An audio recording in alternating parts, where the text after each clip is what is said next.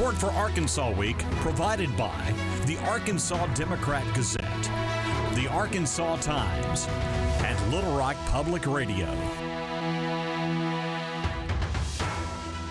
And thank you, as always, for joining us for the broadcast. In a moment, the chaos in Washington, creative, ultimately constructive, or chaos for its own sake. In a moment, we'll get a briefing from the Arkansas Democrat Gazette's Washington bureau chief. First, amid an economy that shows some signs of slowing down, with the prospect of tariffs casting a shadow over Arkansas commerce, trade with our major trading partners, the revenue picture as the legislature prepares to adopt a budget for the coming fiscal year. Also, some changes announced by the Department of Finance and Administration that could be beneficial to many Arkansans, with digital driver's licenses and visits to revenue offices. Always a treat.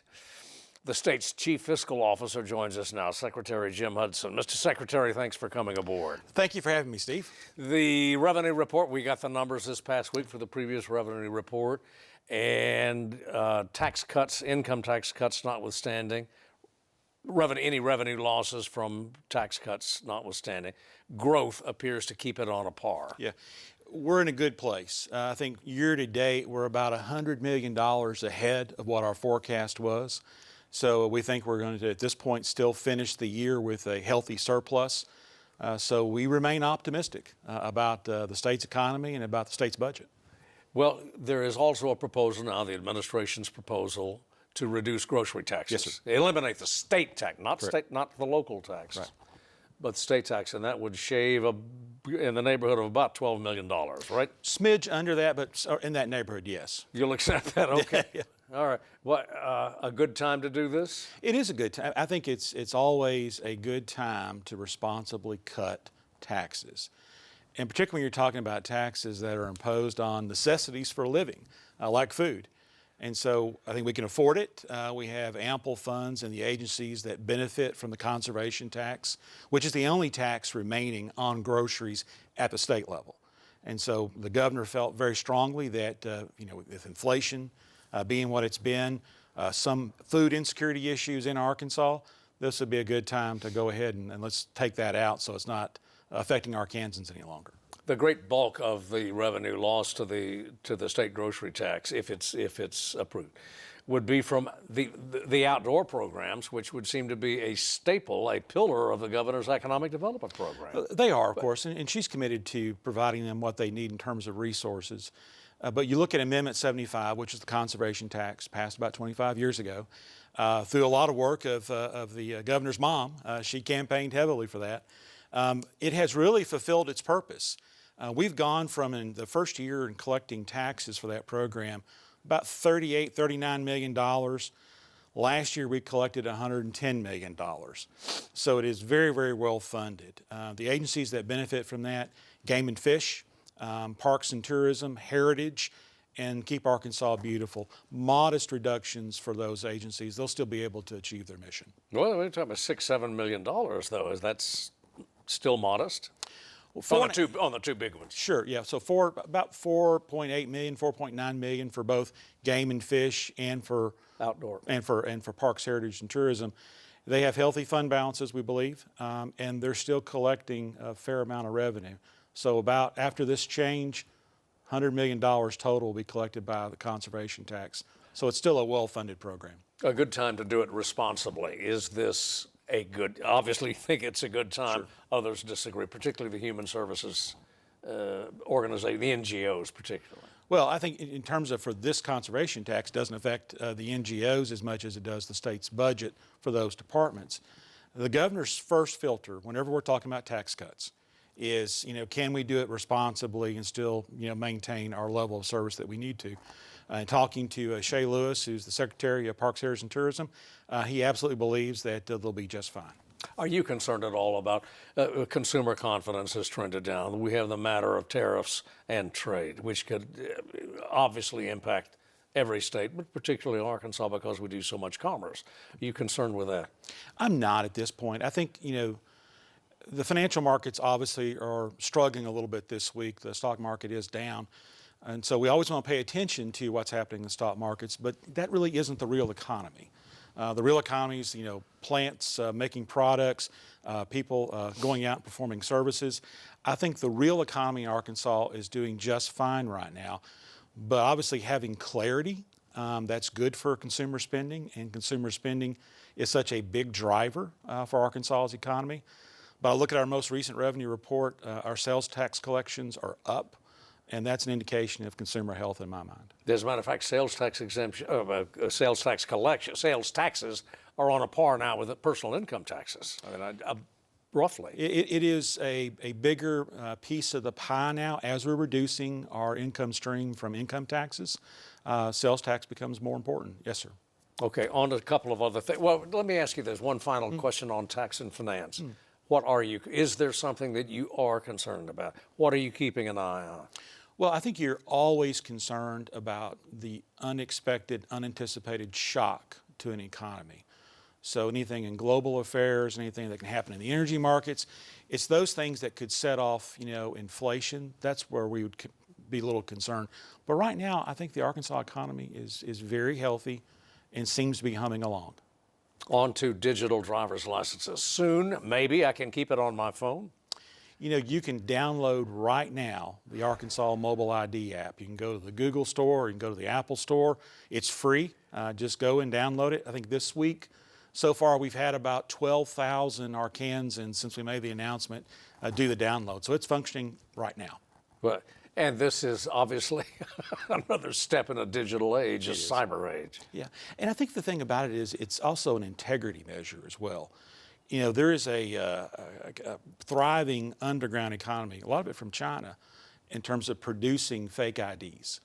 And so you could have a Arkansas driver's license that looks totally credible, and it's fictitious, it's not real. With the mobile ID, you'll be able to, as a merchant, if you're selling a product only for people above age, you'll be able to instantly validate that's a true license, and that person's age is what's represented in that app. We're really excited about it. The thing that I'm personally pretty excited about is thinking about travel at the airport. I use my phone for boarding passes. Most people do, I think, these days. But you still have to fish out your physical driver's license to show the TSA agent or your passport. We're in the process. We haven't completed the process yet, but we're in the process right now of working with TSA to have them validate the mobile ID for Arkansas. And once that's validated, you'll be able just to have your phone as you go through security, show them your boarding pass, show them your digital ID. You never have to fish out your driver's license. Now, I am reminding people that does not apply to driving your car. So right now, you still have to have that physical driver's license to operate a motor vehicle in Arkansas. You don't want to get in trouble with the state police. Well, there would be, I would imagine, some interface here with the Department of Public Safety over that. Now, but do you see a day where I could, if I'm going a little too fast, I can just off?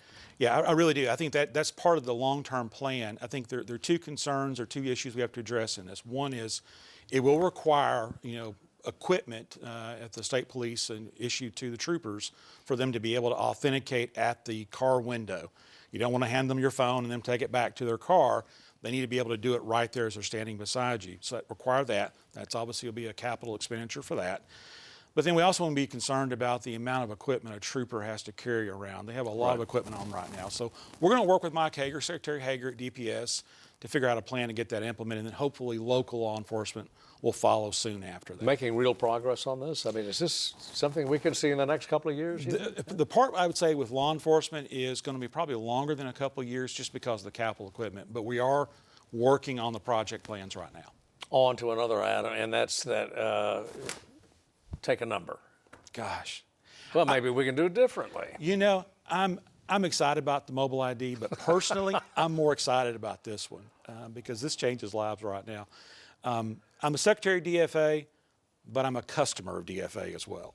And so I came in the job 18 months ago, maybe with a little bit of a frustration of like, can we do better? The governor's father, when he was governor 25 years ago, he really revolutionized the motor vehicle registration process. You remember getting the safety inspections and all that stuff? I do. So does the majority. Yeah, it was a gauntlet you had to run just to get your car tags renewed. And he was frustrated with that, and he wanted that changed, and he did get that changed.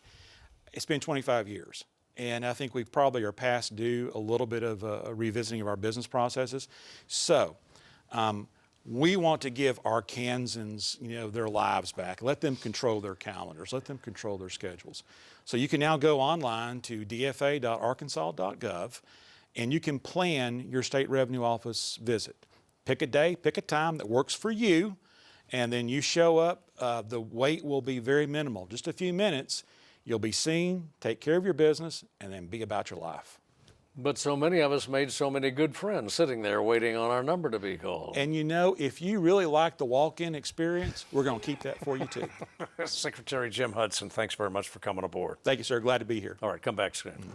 And we'll be right back.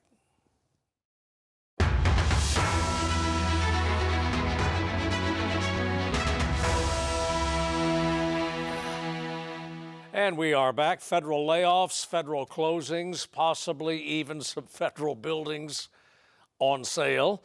It's difficult to accurately inventory the impact of the spending cuts that are ordered by the Trump administration, at least those in recent days, as some of the directives have been reversed. But we could get an overview maybe of the situation at the end of this first week of March. And we do that with the Arkansas Democrat-Gazette's Washington correspondent who joins us from the nation's capital. Alex Thomas, thanks very much for coming aboard. What do we know? What do we not know? And when can we know something for sure? Boy, aren't those the questions, Steve. This is an ever fluid situation up here in D.C. I think that may be the nicest way to put it, because on one day we'll hear something and then the next day it changes. We'll have tariffs on Canada and Mexico. Well, wait, there's exemptions to it. Some buildings may be up for sale, like the federal building in Little Rock. Well, wait a minute, that webpage isn't active anymore. This has just been a pattern with this new administration. We're not even at 50 days yet for the second Trump presidency. And there's a lot of questions about how this administration is going to run for the next 4 years. When it comes to our lawmakers, they're happy with the policies that the Trump administration has been supporting and the policies that they want to implement down the road, furthering the Trump tax cuts, for instance. But at the same time, from an outsider's perspective and from a reporter's perspective, it's difficult to track all of this because there's just so much moving every single moment of the day.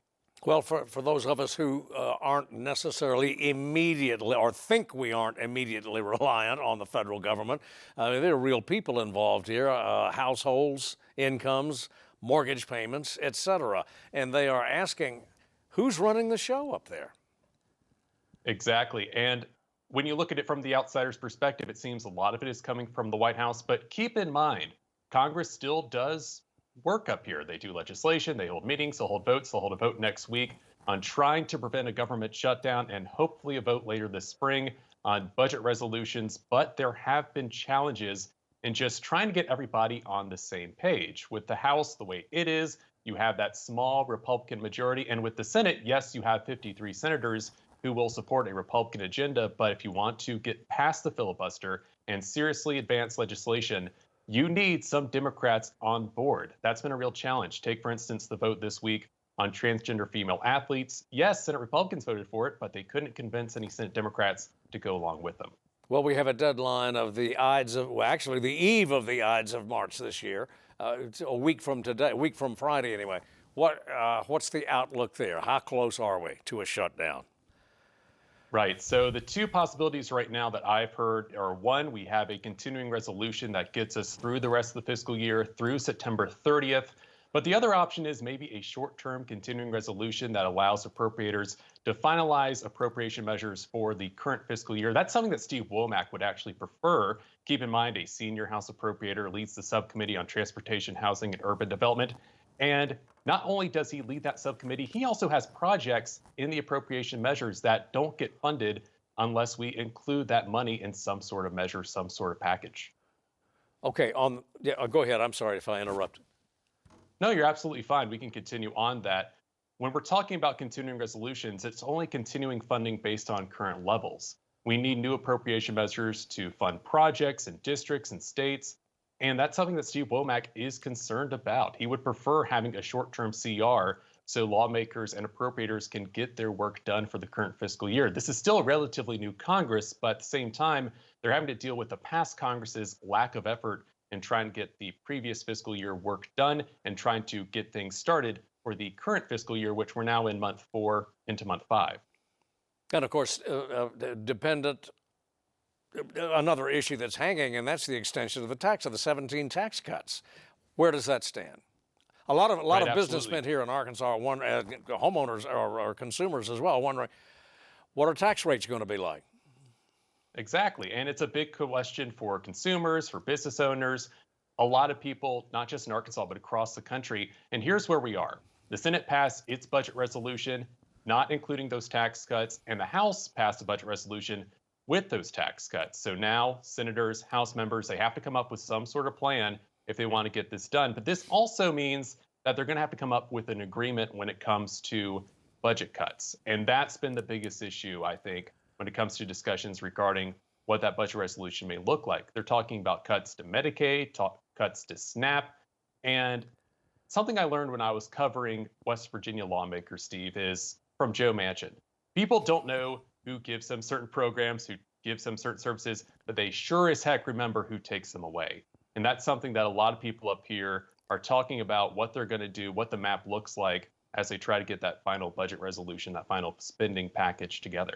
Well, I need not tell you that here in Arkansas, as in probably every state, there is a great deal of attention being focused on the Medicaid program and what Congress is likely to do. Can you give us an update on where the Arkansas 6, shall we call them, stand on that? Absolutely. So just to kind of give people an overview here, between Medicaid and CHIP, the Child Health Insurance Program, there's around 820,000 Arkansans who are covered through those programs. Now, the way that the budget resolution from the House is written, the committee that handles that needs to cut $880 billion over the next 10 years, which likely means cuts to Medicaid. Now, that being said, the House budget resolution does not specify they need to cut Medicaid. They just have to find the money from that big pot. When I talked to Steve Womack about it, he said it's reasonable for people to be concerned, but at the same time, we don't have final text yet. And so what we're going to have to look out for is what that final text looks like in the coming weeks and coming months. It's going to be a very busy spring up here. And I talked to Representative Westerman about that the other day. And he said, hey, I didn't come up here to sleep. I came up here to get work done. I'll sleep when all said and done. I'll sleep when they put me in the ground. Well, in terms of block grants, is that likely? That becomes another big issue as well, especially when it comes to agriculture. And it's just a big question mark right now. Everyone wants to cut money, but where we cut money from, that's the challenging part. That's the part a lot of people are going to have to get out the calculators and use their best 4 functions here to figure out the math. Because on paper, the math has to work out. And Congress has to abide by those numbers. It's just how we end up getting there that is just not quite clear, at this moment, Steve. That's the hard part for a lot of people. You're saying it's not quite there, but I mean, when you take a look at where to get the cuts that the administration says that it is demanding anyway, there's really not enough money anywhere other than in the big 3 or 4. I mean, the medical programs, defense, interest on the debt. Those these are huge programs. Yeah, huge programs. And they want to boost defense spending as well, and also continue those Trump tax cuts. And I only know 4 functions on a calculator, Steve. I'm not a mathematician. I got a degree in poli-sci. But at the same time, the math isn't quite mathing here. And if we're going to do this, it's going to take a lot of math to try to figure it out. And if you're going to cut Medicaid, if you're going to cut SNAP, which, by the way, 235,000 Arkansans receive benefits through that program, you're going to have to convince a lot of people this is worth it and we can do it while protecting benefits. And that's a tough argument to make. There's just not enough fraud and not enough abuse to say, hey, we can do this and make sure everybody who currently is part of those programs, they're still going to be protected. Yeah. Is there any, do you foresee a moment, within the next, say, 6 months, when there will be some stability that the business community and that consumers want? That becomes the hard part, especially when it comes to something like agriculture. So Senate Agriculture has held a few hearings already on the state of the farm economy. The farm economy has not been doing great, especially because Congress has dragged its feet on trying to get a farm bill done over the last 2 years. And one of the things that was brought up in multiple hearings among multiple producers, not just senators, but producers, the impact of the previous Trump administration's tariffs policy. You're closing markets in China, you're trying to find smaller markets that can fill that gap, and that just doesn't create a lot of stability. So as we're seeing with these tariffs, we saw stock markets dip the other day. It's becoming a real challenge for this administration to make adjustments, trying to make sure if they're going to protect American interests, also protect American investors, and also protect those who the international markets have not been favorable to, in part because of past administrative actions. But when you in talking in terms of the Arkansas 6, our 2 senators, our 4 U.S. reps, is there a consensus at all on what will eventually shake out on a tariff and trade policy? So it really depends on what policy we're talking about here. So a great example is aluminum and steel tariffs that came in the first day of the administration, the first days of the administration. Representative Crawford and Senator Cotton have been instrumental, very vocal about protecting Arkansas steel, especially with Mexican steel imports.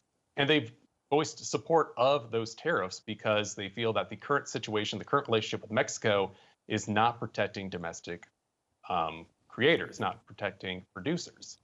And so that's one interesting aspect to this. But at the same time, when Trump talked about tariffs the other day possibly affecting the agriculture sector, we didn't hear a lot from our delegation regarding how that may be problematic. A lot of people are just patient, waiting. Let's see how this all plays out, because everything, like I mentioned at the start, is changing so quickly. We may have to make some changes. We may have to make some adjustments, and we still have to pass major legislation this year, not just spending resolutions, not just budget, trying to get something together, but also a farm bill at some point, because farmers and producers need that kind of support after 2 years of inaction. You're right.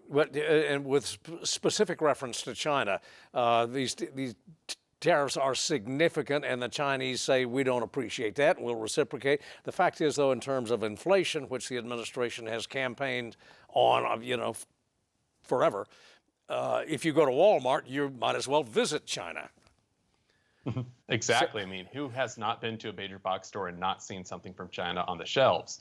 At the same time, though, if you're talking to someone like Senator Cotton, who just wrote a book about the issues with China's presence in the international marketplace, the international power structure, you see these tariffs as a way to keep China in line. From China, who has been abusing its practices, abusing its measures, and abusing its relationships, you see this as a way to say, hey, China, we are going to protect the United States interests. But like you mentioned, this does come at a price to consumers. Tariffs are not a win-win situation for everybody. Someone has to pay the price, and usually it ends up being producers here in the States. And this has been brought to my attention, too.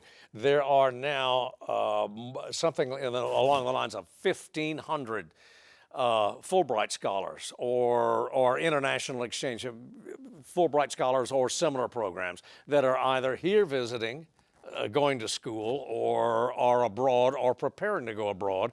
Their stipends on which they depend have been suspended now for a couple of weeks, and they were promised some sort of update. They're still waiting on it.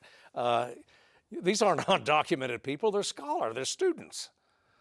And we've reached out to the State Department. I reached out to them last night, still waiting for an answer. We haven't heard anything quite yet.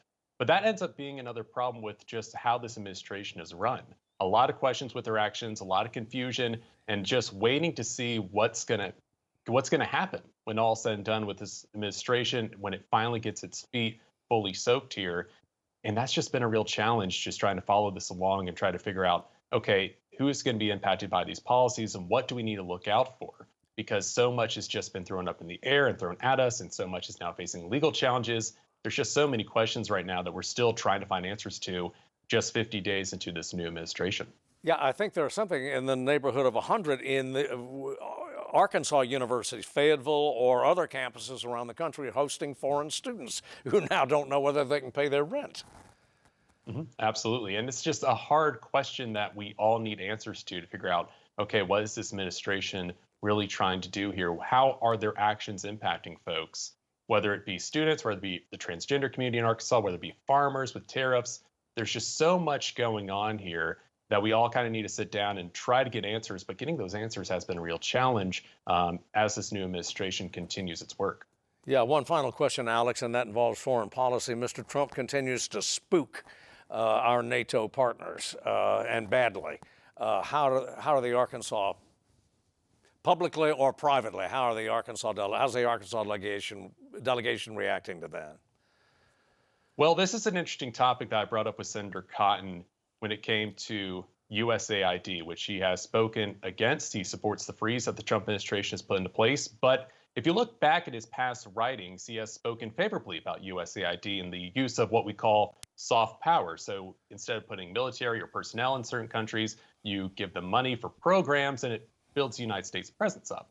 But the problem is right now, when you take money away, you don't have that soft power. So when I asked him about that question, he says, hey, the freeze is good. We want to make sure we're supporting projects that are worth our time, both economically as well as supporting the United States presence. But in terms of NATO and something like that, we haven't heard much noise from our delegation. I think the most noise I've heard so far was actually from Representative Hill on this same program a few weeks back when it came to Ukraine. But at the same time, even with Ukraine, there are still questions out there and a lot of uncertainty about the United States' role in helping that country combat Russia.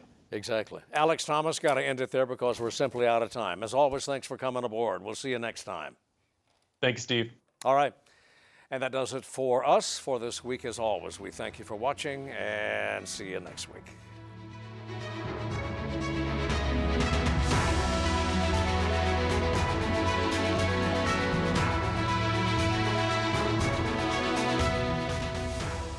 Support for Arkansas Week provided by the Arkansas Democrat Gazette, the Arkansas Times, and Little Rock Public Radio.